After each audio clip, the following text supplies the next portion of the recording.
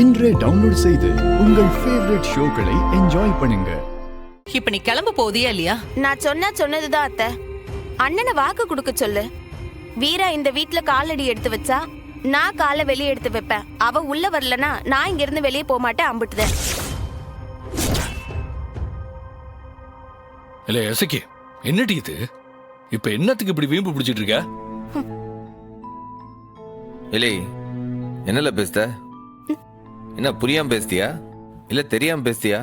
நான் உன் தங்கச்சி மட்டும் இல்லைன்னு இந்த வீட்டோட மூத்த மருமக, முத்துப்பாண்டி மாமாவோட வீட்டுக்காரி. அதே நேரம் சிவபாலனுக்கு நான் மதனியாவும் இருக்கல்ல.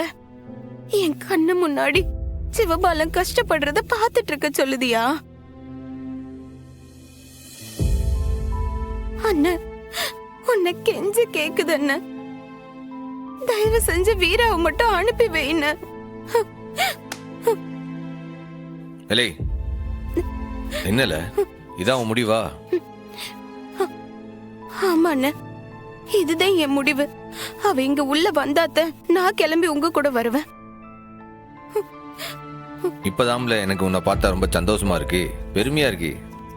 அப்படியே புகுந்த வீட்டு பெருமையை காப்பாத்துற மாதிரியே நடந்துக்குதெல்லாம் பார்க்கறதுக்கே ரொம்ப சந்தோஷமா இருக்கு. ஏல வீரா ஒரு வார்த்தை போன்னு சொன்னாதான் என்ன? எப்போ அது எப்படிப்பா முடியும்? இவதான் அடம் பிடிக்கானா நீ அவ கூட சேர்ந்து அடம் பிடிக்க? இதெல்லாம் பேசுற நேரமா இது? அவளை நீ பெத்த புள்ள இல்லையா? அவளுக்கு ஆசா பாசம் கிடையாது? அதை யோசிச்சு பார்க்க மாட்டேன்? இத பாருங்க, அப்ப சொன்னதான் இப்பயும் இது வீராவுடைய வாழ்க்கை. அவ படிச்சவ, கவர்மெண்ட் வேலை பார்க்கா. அவளுக்கு தெரியாத நல்லது கெட்டது எதுண்டு? அவளுக்கு என்ன விருப்பு வெறுப்புலாம் கிடையாதா? நீ ஆசைப்படுறதா அவ செய்யணுமா இல்ல நான் சொல்றதா அவ செய்யணுமா?